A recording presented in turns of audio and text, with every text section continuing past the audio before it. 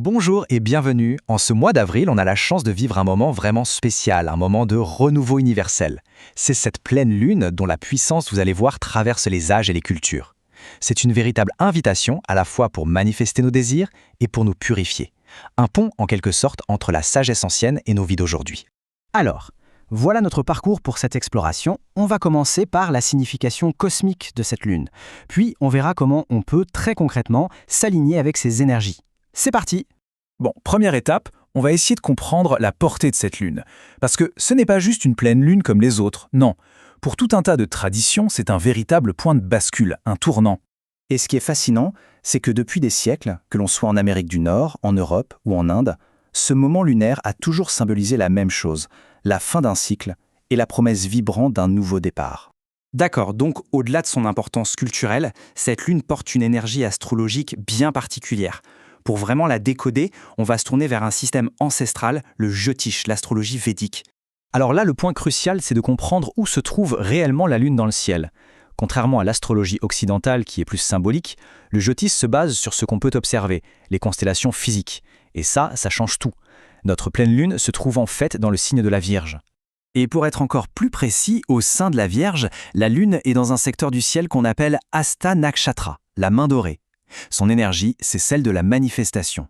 Mais attention, pas par un coup de baguette magique. Non, c'est le pouvoir d'obtenir ce qu'on désire grâce à une action intelligente, habile et ciblée.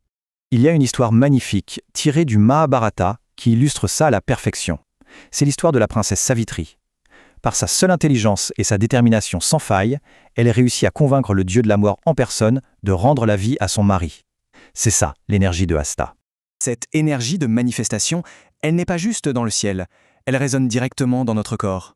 Et c'est là que la sagesse de l'Ayurveda entre en jeu.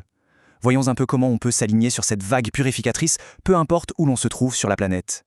Ce qui est vraiment intéressant ici, c'est de voir comment ce principe s'adapte. Que l'on entre dans le printemps ou dans l'automne, finalement l'invitation est la même. Il s'agit de nettoyer ce qui n'est plus utile pour pouvoir se renforcer en vue du cycle qui arrive. C'est logique et puissant. Bien, maintenant que le corps est aligné, on peut aller un peu plus loin avec un rituel. Un rituel très simple, mais incroyablement puissant pour travailler consciemment avec cette énergie de manifestation de la Lune. Ce processus en 3 temps, c'est de l'or. D'abord, on ordonne l'extérieur pour apaiser l'intérieur.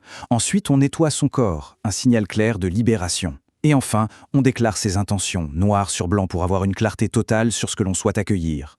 Et pour finir, on peut incarner toute cette énergie dans notre corps à travers une pratique physique bien connue, la salutation à la lune qu'on appelle aussi Chandra Krama.